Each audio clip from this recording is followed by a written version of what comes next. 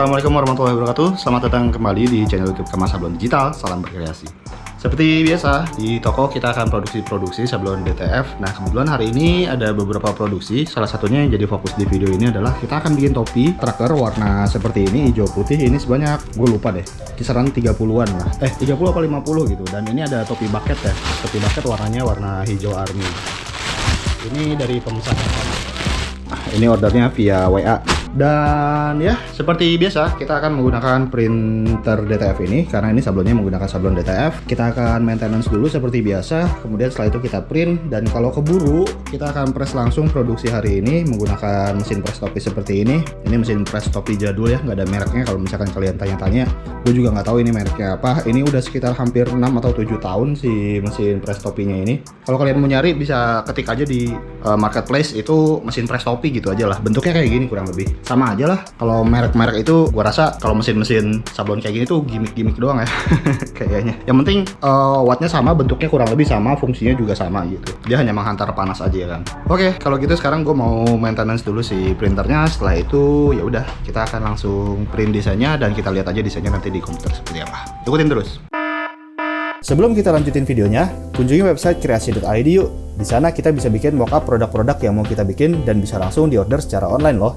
Jadi gampangnya, di website kreasi.id kita bisa punya gambaran bakal seperti apa jadinya produk kita nanti. Ada topi, kaos, jaket, tas, dan lain sebagainya. Di website kreasi.id juga, kamu bisa beli kebutuhan sablon digital dan juga spare part mesin printer DTF seperti stick cleaner, suntikan damper, suntikan flashing, masking heat press, damper printer DTF, dan lainnya. Bahkan kamu bisa juga PO mesin printer DTF di website kreasi.id.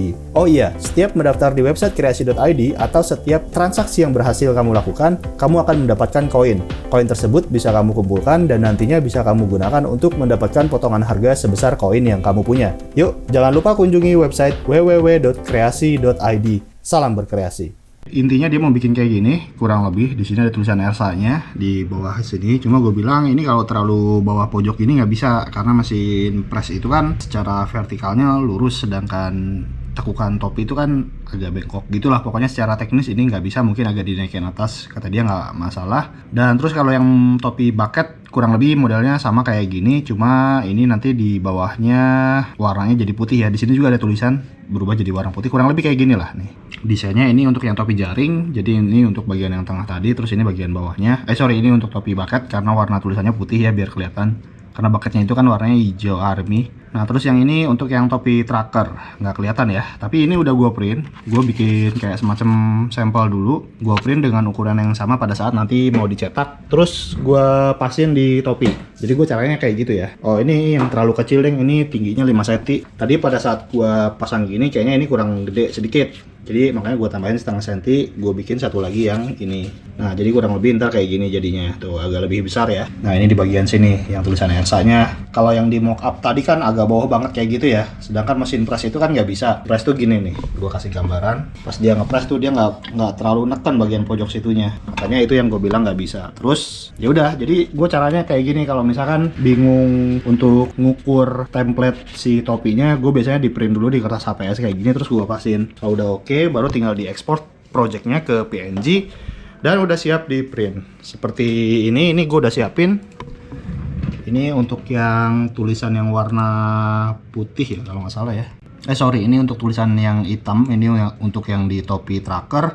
Ini gue print sepanjang kurang lebih 170 senti ya, hampir 2 meter kurang 30 senti lah, kurang lebih kayak gitu ya. Settingannya 1440 standar kayak gini aja, medium large. Colornya pakai 4080, ICC profilnya pakai yang untuk head 805. Kemudian decrease-nya ini gue pakai 0. Kenapa gue pakai 0? Karena kebetulan si medianya bagian background apa namanya? Medianya itu warna putih. Jadi kalau warna putih aman lah, di decrease-in warna 0, di decrease-nya juga di setting 0 aman, karena kalaupun ngintip warna putih itu nggak bakal terlalu kelihatan karena media dasarnya aja udah putih. Ini udah gue pernah jelasin deh di video-video sebelumnya, kalian bisa nonton aja ya. Dan ya sekarang gue bakal cleaning dulu. Baru setelah itu kita akan langsung melakukan proses pengeprintan. Jadi sekali lagi, Langkah-langkahnya seperti itu ya. Jadi sebelum kita memulai cleaning, sebelum kita mulai ngeprint, disiapkan dulu desainnya secara matang di Acrorip atau di DTG Rip. Setelah itu siap, baru kita langsung print. Karena kalau misalkan sekali lagi, kalau misalkan kita cleaning dulu, kita maintenance dulu, baru kita nyiapin desainnya yang lumayan lama gitu ya, mungkin setengah jam atau sejam. Ini nanti udah keburu, ya kasarnya kering lagi lah gitu si tinta putihnya. Ya nggak secepat itu sih sebenarnya, tapi untuk meminimalisir lebih baik langkah-langkahnya seperti yang gue sebutkan tadi. Oke, gue maintenance dulu ya.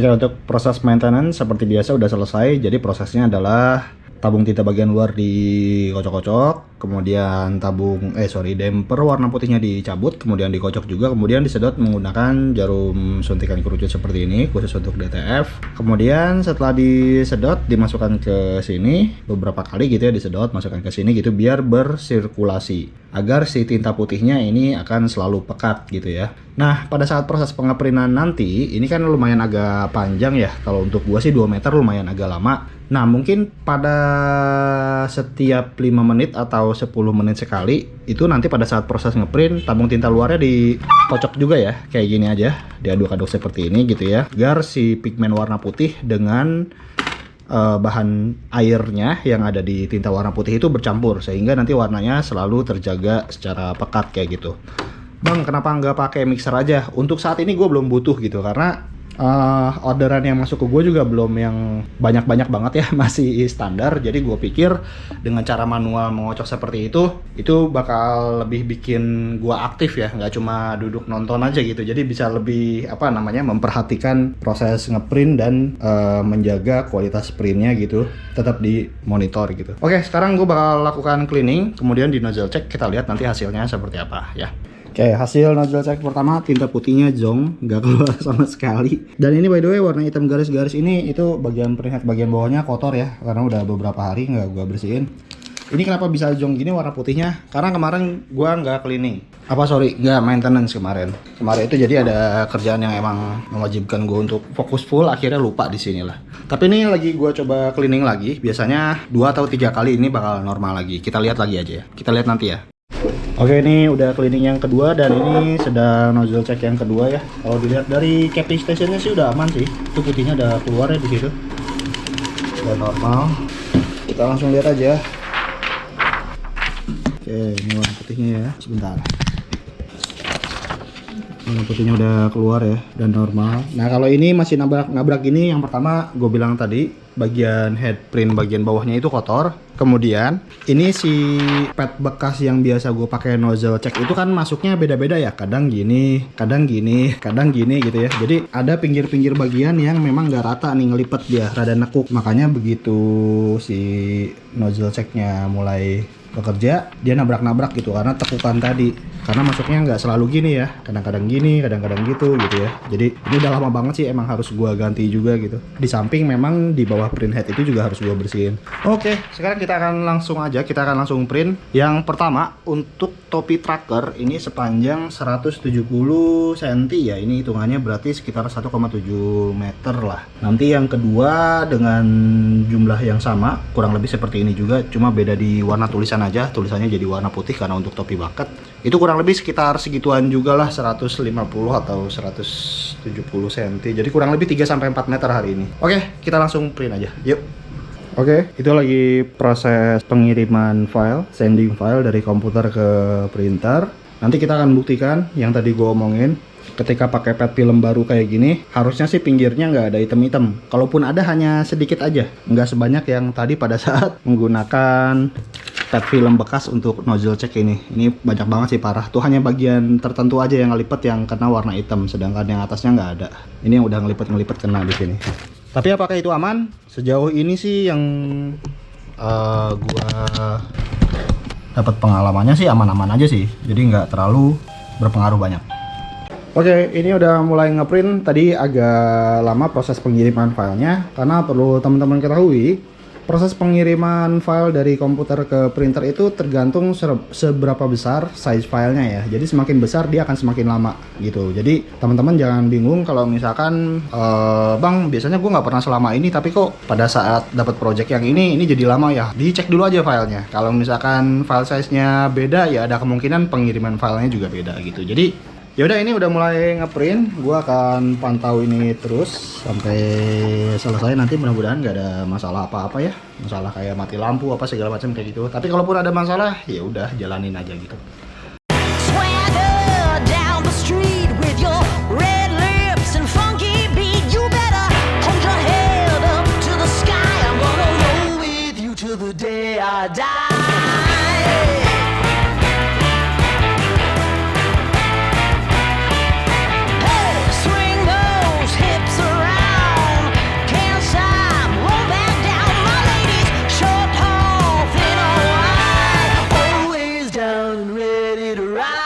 Nah, seperti yang gue bilang tadi, setiap 5 menit, 10 menit, atau berapapun, bebas waktunya, kalian bisa tentukan sendiri. Kita bisa melakukan ini, pengocokan manual untuk tabung tinta bagian luarnya. Kayak gini ya.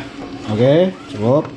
Nah, seperti itu aja. Jadi sekali lagi kenapa gue nggak pakai mixer otomatis? Mungkin karena ya orderannya juga masih kecil-kecilan ya, belum yang sampai berjam-jam harus ditinggalin. Dan gue pikir kalau menggunakan mixer warna putih seperti itu cocoknya kalau kita udah punya mesin drying otomatis, mesin drying dan shaking otomatis. Jadi itu benar-benar full otomatis semua. Kalau kayak gini kan ini ya nanggung gitu maksud gue. Kita punya mixer otomatis warna putih, tapi kita tetap motong manual, open manual, itu manual, ya percuma. Maksudnya mendingan sekalian gerak aja gitu, ngocoknya manual aja gitu. Kecuali kalau misalkan udah punya mesin drying, mesin shaking otomatis, ya udah full otomatis semuanya gitu. Jadi jangan setengah-setengah. Kalau menurut gua sih kayak gitu ya.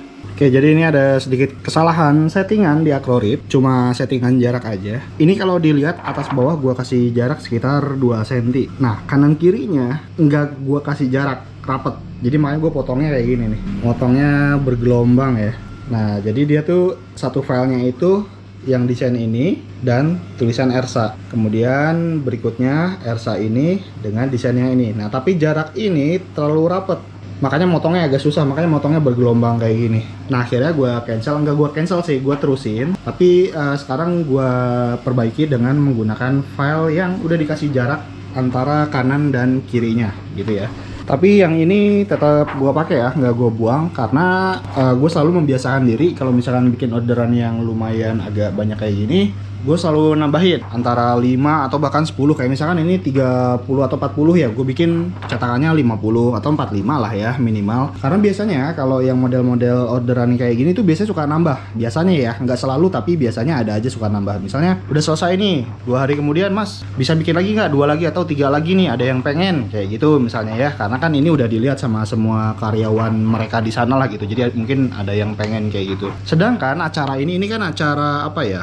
Goes to Belitung, ini acara jalan-jalan gitu ya. Pasti ini kan ada tenggat waktunya, dan kita kalau harus bikin kayak gini lagi nanti repot lagi gitu. Jadi kita gua sih membiasakan diri ini selalu gua lebihin buat jaga-jaga untuk seperti hal yang tadi gua ceritakan kayak gitu ya. Oke, jadi ini yang maksud gua tadi gua cancel, bisa dilihat ya, ini berhenti dan gua nerusin lagi pakai file yang udah dikasih jarak sekitar 2 cm antara kanan dan kirinya. Jadi seperti itu. Oke, jangan lupa lagi-lagi gue ingetin untuk melakukan pengocokan atau pengadukan si tabung tinta bagian luar. Kemudian untuk teman-teman yang menggunakan petrol panjang kayak gini, ini sekitar 100 meter ya, itu jangan lupa juga untuk dikendorin ya, biar nggak terlalu berat si as rodanya atau dinamo printernya untuk menarik. Karena ini kan lumayan agak berat ya, mungkin ada beberapa, mungkin sekilo 2 kilo ada kali ya. Kalau misalkan diukur, gue sih belum pernah ngukur sebenarnya, cuma berat lah. Karena mesin printer ini kan diciptakan untuk menarik kertas lembaran, tidak untuk menarik ke apa namanya, katakanlah ini kertas yang bermeter-meter yang udah digulung gitu kan, jadinya berat kayak gitu. Oke, ini masih tunggu. Setelah ini mungkin gue mau sholat dulu kali ya, udah jam sekitaran hampir jam 1. Setelah itu mungkin makan siang. Yuk.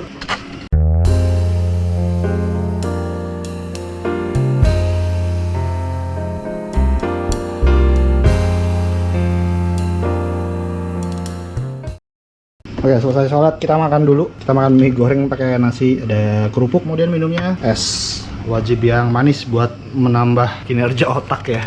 Oke, kita makan dulu ya.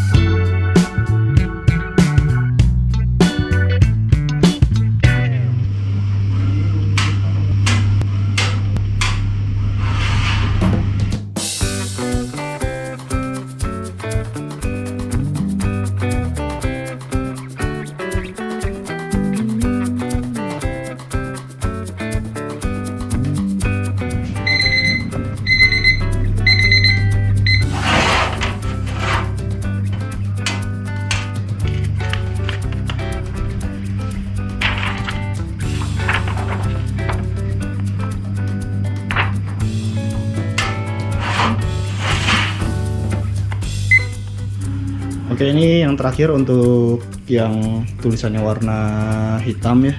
Ini untuk topi tracker. Sekarang gue mau ngeprint yang untuk topi bucket, sama-sama ini juga 2 meter. Jadi total tuh semua 4 meter lah. Tadi ada yang salah ya, mungkin total 5 meter semuanya. Nah, ini di sela-sela mau print ke desain berikutnya, karena tadi kan udah hampir 2,5 meter. Terus buat jaga-jaga ini gue cleaning aja dulu, nanti kita nozzle lagi. Kalau hasilnya udah bagus lagi, kita langsung gas lagi untuk print yang topi bucket ya. One day later. Halo, selamat pagi. Jadi ini adalah hari berikutnya, kelanjutan dari hari kemarin. Jadi kemarin itu gue udah selesai untuk ngeprint si logo-logonya ya. Jadi sekarang kita akan potong-potong dulu, kemudian setelah itu kita akan press menggunakan mesin press itu. Ini udah jam setengah 10, agak lebih siang karena tadi gue muter-muter dulu ya, motor-motoran hari Sabtu, dan di luar hujan, adem. Yuk kita potong-potong dulu.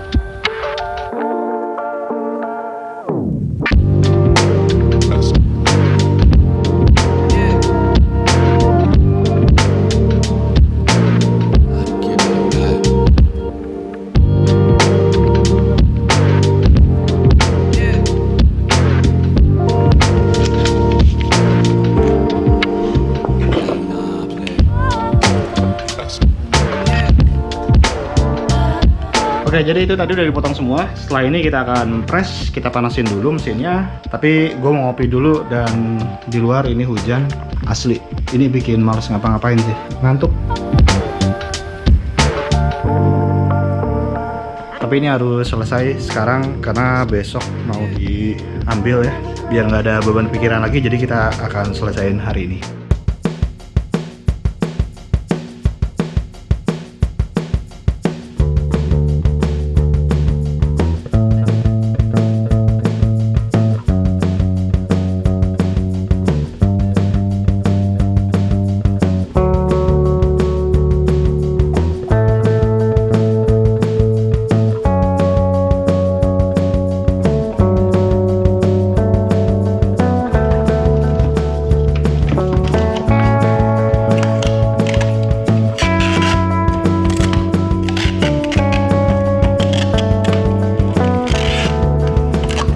Oke, jadi sedikit mau ngasih tips lagi nih. Jadi buat teman-teman yang punya mesin press topi kayak gini dan pengen ngepress topi dengan cara yang cepat, caranya kalau gue sih biasanya kayak gini. Jadi untuk si apa ini namanya, si teflon ya, bagian kanan ujungnya ini diinjek pakai kaki. Jadi ini kita nggak pakai masking heat press ya. Jadi kita akan menggunakan cara cepat aja. Ini diinjek pakai kaki ujungnya. Kemudian kita langsung contohin aja ya. Ini topinya. Ini topinya. Kalau mau lebih cepat lagi sebenarnya nggak perlu di preheat. Tapi karena ini buat jaga-jaga biar nggak mencang-mencong, kita preheat dulu aja sebentar 3 detik. Kayak gitu ya. Kemudian, nah kebetulan karena ini desainnya seperti ini, ada desain kecil di ujung kiri kalau dari arah kita yang lihat. Ini topinya gue miringin dikit ke kanan. Jadi biar si posisi pojok topi itu bergeser agak ke tengah. Karena kalau misalkan dia ada di pojok sini, biasanya kalau misalkan mesin press topi yang umurnya udah lama kayak gua gini, dia bagian pinggir sini tuh nggak terlalu nggak terlalu baik lah gitu daya pressnya gitu ya. Jadi dia agak ngangkat dikit. Jadi ini gua geser dikit kayak gini, kita ketengahin. Nah kemudian setelah ini kita taruh ini, kita lurusin ya bagian tengah aja, fokus di bagian tengah aja, maka bagian sininya akan ngikutin. Nah seperti ini kurang lebih. Kemudian untuk ngepresnya, ini yang tengahnya ditahan pakai tangan kiri, pakai telunjuk tangan kiri. Kemudian ambil kertas teflonnya, kemudian ditempel, ditahan atasnya pakai jari tengah sebelah kanan, baru diginiin, tahan lagi pakai jempol sebelah kiri. Nah ini udah diem dia. Oke, ulang lagi ya. Jadi ini gue press kayak gini, gue taruh, bukan di press, ditaruh. Ini tanpa masking heat press ya. Kalau pakai masking heat press sebenarnya lebih gampang, cuma dia agak lebih lama karena kita harus nempel-nempelin. Kemudian ambil teflonnya yang bagian kanannya tadi udah diinjak pakai kaki, kita lurusin dulu. Kemudian kita tempelin di atas desain, ditahan pakai tangan kanan, jari kanan. Kita lepas yang kirinya, terus kita ratain. Kemudian ini ditarik pakai tangan kiri. Nah kayak gini, baru kita press. Oke ya. Kita tunggu 15 detik, waktunya sama, suhunya di angka 120 untuk mesin press yang biasa gue pakai. Mungkin yang teman-teman pakai ada beda dikit kali ya. Pokoknya cari-cari aja enaknya kayak gimana. Oke, selesai, kita angkat. Kita tunggu sampai agak dingin dulu. Tunggu dinginnya bisa didiamkan kayak gini, kalian ngerjain yang lain, misalkan masukin topinya atau apa segala macam, atau bisa juga dibantu dengan kain atau lap atau pet karet kayak gini. Ini potongan dari mesin press ya. Sama aja, dia menangkap panas juga, menghantar panas juga. Kurang lebih kayak gini udah dingin, kita langsung cabut aja. Set. Nah, udah. Kita press lagi sekali lagi. Kayak gitu. Tunggu 15 detik. Udah selesai. Jadinya kayak gini. Oke ya, ini gue taruh dulu di pinggir. Sekali lagi nih, gue kasih lihat aja langsung. Pertama dilurusin dulu, kemudian di preheat. Preheat itu adalah panas, untuk manasin aja biar rata dulu, sekitar 2-3 detik. Kemudian topinya dimiringkan menyesuaikan desainnya. Kalau misalkan desainnya di tengah aja nggak perlu dimiringkan. Kemudian ini diluruskan, cari garis tengahnya. Setelah kira-kira lurus, ditahan pakai tangan kiri, kemudian tangan kanan yang ngambil teflonnya seperti ini, ditahan dan dipres. Kayak gitu aja ya. Dah selesai. Tinggal di press 2 kali. Oke, kita lanjutin. Oke, jadi untuk yang topi trakernya udah selesai sebanyak 68 piece. Sayang topi bucketnya ya. Ini yang warna hijau navy. Ini sekitar samalah 60-an juga. Kita akan lanjutin untuk ngepres topi yang bucketnya ya. Kalau untuk yang trakernya udah selesai. Dan ya, kita ikutin terus sampai selesai ya.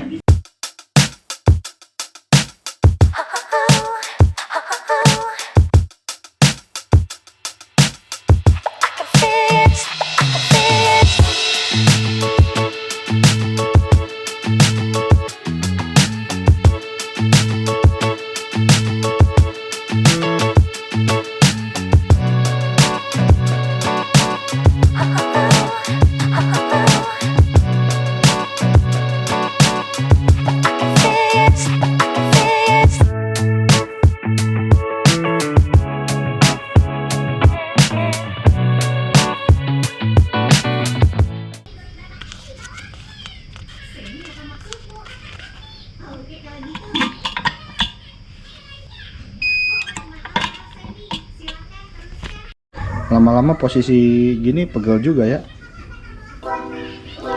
Oke, alhamdulillah udah kelar semuanya. Kurang lebih kayak gini. Dan ini untuk topi bucketnya udah di packing ya, jadi nggak usah dibuka deh. Ini udah selesai, kurang lebih sekitar 68. Yang bucketnya 52. Dan udah gua kabarin juga ke orangnya untuk diambil karena ini mau di pick up ke toko. Jadi kurang lebih seperti itu aja video kali ini. Kalau misalkan kalian suka dengan video ini, silahkan klik tombol like. Jangan lupa juga untuk di subscribe, dan insya Allah nanti kita akan ketemu lagi di video-video berikutnya. Assalamualaikum warahmatullahi wabarakatuh. Salam berkreasi.